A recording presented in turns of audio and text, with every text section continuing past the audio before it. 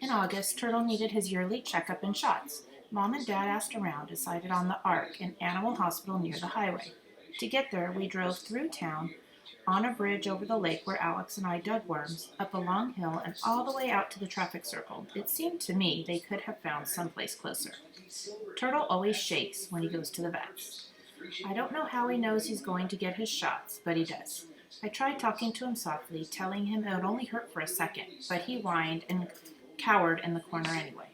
On the way back, we stopped off at Sandy's Bakery near the traffic circle. They make the best brownies I've ever tasted, and without nuts. Mom is allergic to nuts, which means she can't even eat peanut butter. Without peanut butter, I might starve. The week before school started, I had a lot of trouble falling asleep. It was too quiet in Princeton. I missed the sounds of the city. I tried not to think of Mr. Kreskin's crystal sitting in its box on the shelf in my closet. I tried counting sheep and reciting the alphabet backwards instead. But when that didn't work, I just couldn't help myself. I jumped out of bed and got it. As I held it up, I imagined Kreskin himself standing at the foot of my bed, chanting, "Sleep, sleep." I woke up the next morning with my Kreskin's crystal under me. I had a pain in my bottom from sleeping on top of it, and I felt really guilty about having used it at all. I'd cheated on Jimmy Fargo. We'd made a deal, and I'd broken it. Some friend I was. I wanted to tell him that it was okay with me if he decided to use our rock. But Jimmy was in Vermont with his mother, and they had no phone up there yet. And I wasn't the only one who was having trouble sleeping. "I can't sleep anymore," Fudge said at breakfast. "Why not?" Dad asked. "I'm afraid." "Of what?" Dad said. "Monsters." "There are no monsters," Dad told him. "How do you know?" "Because I do," Dad said, spreading strawberry jam on his toast. "Did you learn it at college?" Fudge asked, making mush out of his cereal. "No." "Then where did you learn it?" Fudge asked. Dad sipped his coffee. Then he said, I learned it in high school." "Come on, Dad," I said, laughing. Dad gave me a look that let me know I should keep quiet. I wondered if he and Mom had told me ridiculous things like that when I was a little kid, and if I'd believe them. "I'm still afraid," Fudge said. "I want to sleep in Pita's room." "No way," I said. "There is no way I'm going to have him in my room. He talks in his sleep." "Then I'll sleep with Mommy," Fudge announced. My mother, who had been reading the morning paper, looked up. "What?" she asked.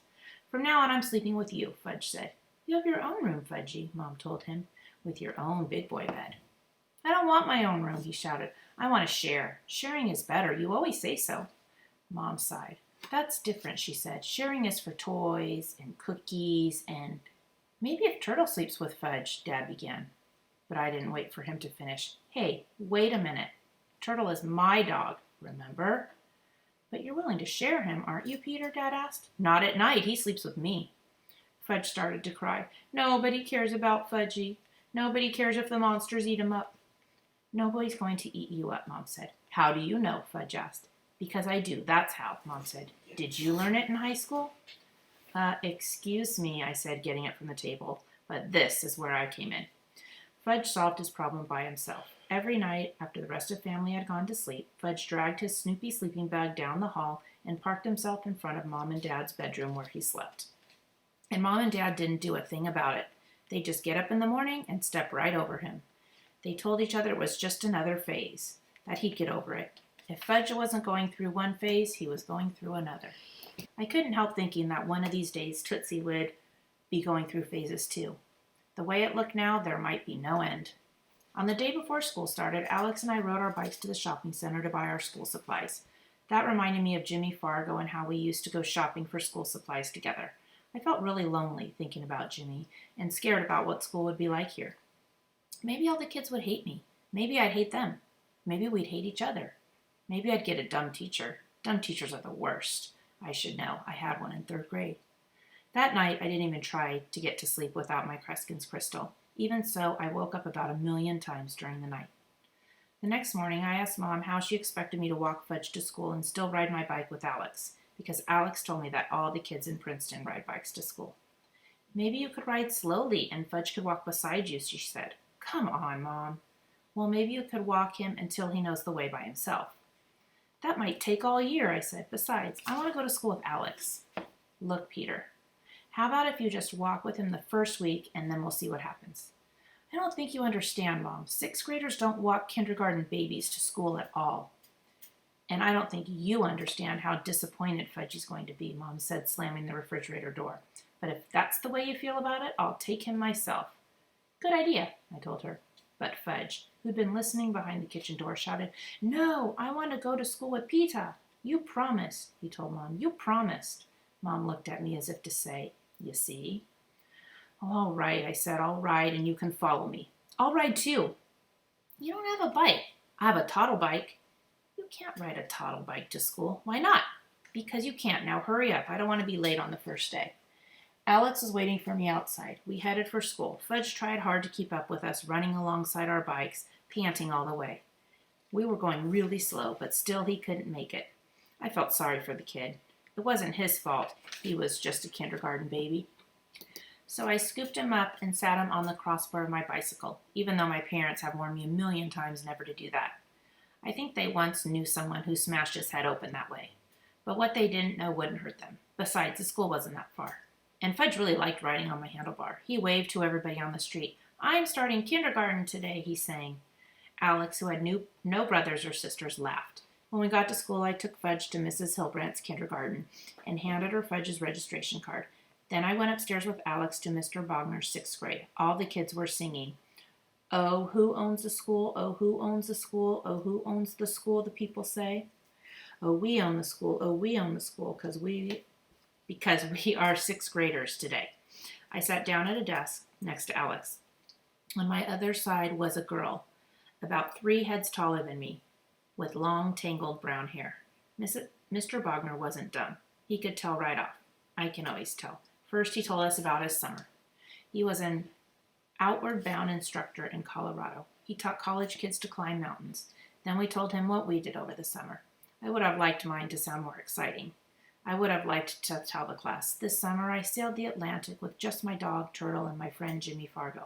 Oh, sure, we had some rough times, but we made it across. Except that Alex was sitting right there, and he knew the truth. There were 3 new kids in our class. I was the only one from New York. Another boy, Harvey, was from Pennsylvania, and a girl, Martha, was from Minnesota. Mr. Bogner told us about some of the projects we've been working on during the year, like building a Viking ship and studying our home state of New Jersey.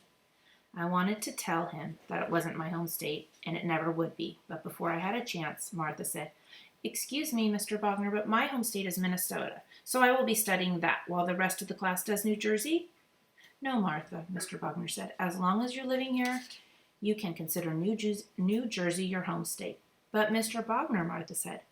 Why don't you see me about it after class, Mr. Bogner said, and he didn't sound angry or anything. Later, I found out the girl who was sitting next to me, the tall one with the tangled hair, is named Joanne McFadden. I was going to ask her where she lived when a message came over the intercom. Good morning, Mr. Bogner. Would you send Peter Hatcher to Mr. Green's office, please? Right away, Mr. Bogner answered. Thank you. Mr. Green was the principal. What did he want with me? Joanne McFadden whispered.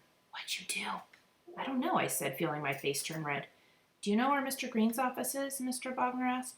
I'll find it, I said. Don't look so worried, Peter, Mr. Bogner said. You can't be in that much trouble. It's only the first day of school. The whole class laughed except Joanne McFadden. She just gave me a kind of a shy smile. It probably has something to do with registration, I thought on my way to the office.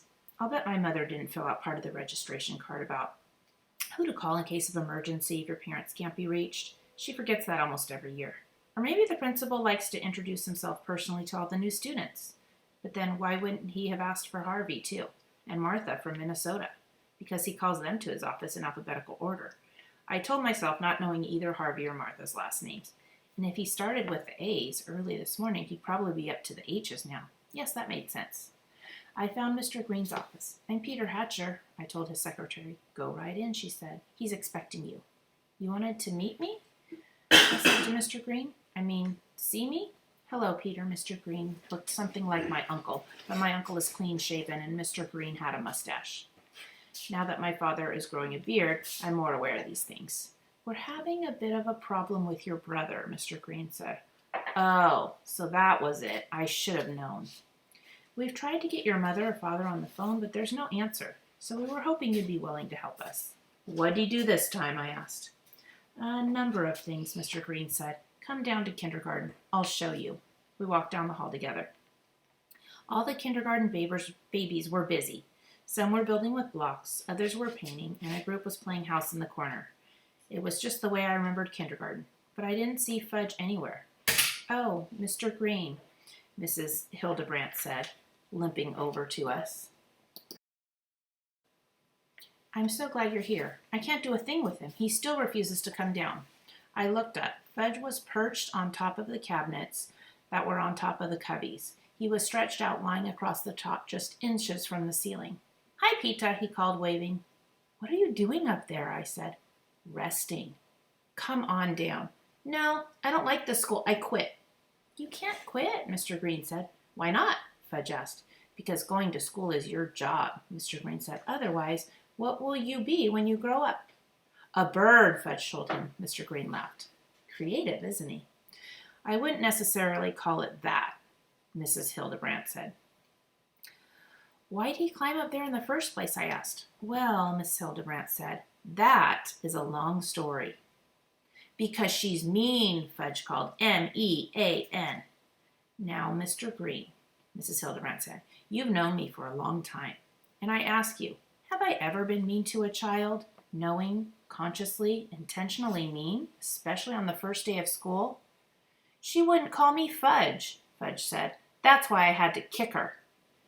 "He kicked you?" I asked Miss Hildebrandt. She held up her skirt and showed me her bruised shin. "And I don't mind telling you," she said, "that I was in great pain. I almost passed out, right in front of the children." "Is that when he climbed to the top of the cabinets?" I asked. "That is correct." "Because she wouldn't call me Fudge," Fudge said again. "It's not a proper name," Mrs. Hildebrandt said. "And it's not as if he hasn't got a proper name. He has, Farley Drexel Hatcher. I told him that I would call him Farley, or I would call him Drexel, or I would call him FD. But she wouldn't call me Fudge." All the kids turned around, and suddenly the room was very quiet. "That's right," Mrs. Hildebrandt said. "Fudge is a good name for candy. It is not a good name for a boy." "I told you I'm a bird," Fudge shouted. "There is something very definitely wrong with that child," Mrs. Hildebrandt said. "There's nothing wrong with him," I said. "My mother calls him Fudge. My father calls him Fudge. My grandmother calls him Fudge. His friends call him Fudge. My friends call him Fudge. I call him Fudge. He calls himself Fudge." "Yes, we get the picture," Mr. Green said. "I can't imagine a parent actually deciding to call a child Fudge," Mrs. Hildebrandt said. "You don't know my parents," I told her. "Well, that's true, but I think what we have here is a basic personality conflict," Mr. Green said. "So I suggest that we transfer Fudge to Miss Ziff's kindergarten." "Splendid idea," Mrs. Hildebrandt said. "The sooner, the better." "You can come down now," I told Fudge. "You're going into the other kindergarten." "Will the teacher call me Fudge?" he asked. "As long as you want her to," Mr. Green said. "And will she let me use the round blocks?" Mr. Green looked at Mrs. Hildebrandt. "I never let them use the round blocks on the first day of school. It's one of my rules." "You can't build anything good without the round blocks," Fudge said. "We'll ask Miss Ziff," Mr. Green told Fudge. "But we do have rules here, and you will have to obey them." "As long as I can use the round blocks," Fudge said. Mr. Green loosened his shirt collar and wiped off his forehead with a handkerchief. "Hurry up," I said to Fudge. "I'm missing important things upstairs." "Like what?" "Never mind, just get down." Fudge climbed down to the top of the cubbies, and Mr. Green reached up and lifted him from the rest of the way down. "Goodbye, Farley Drexel," Mrs. Hildebrandt said. "Goodbye, rat face," Fudge said to her.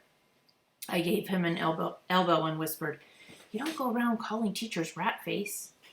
"Not even if they have one?" he asked. "Not even then," I said. Mr. Green and I took Fudge next door to Mrs. Ziff's kindergarten. She was reading Arthur the Anteater to the kids. I could tell that Fudge was impressed. "I know that story," he said. "Arthur doesn't like to eat red ants." Mrs. Green handed Mrs. Ziff Fudge's registration card. "His name is Farley Drexel," Mr. Green said, "but everyone calls him Fudge." Miss Ziff smiled at Fudge. "And I'll bet you're as sweet as your name," she said. "I am," Fudge agreed. "Just ask Mrs. Hildebrandt," I said to myself. My brother's school career had begun.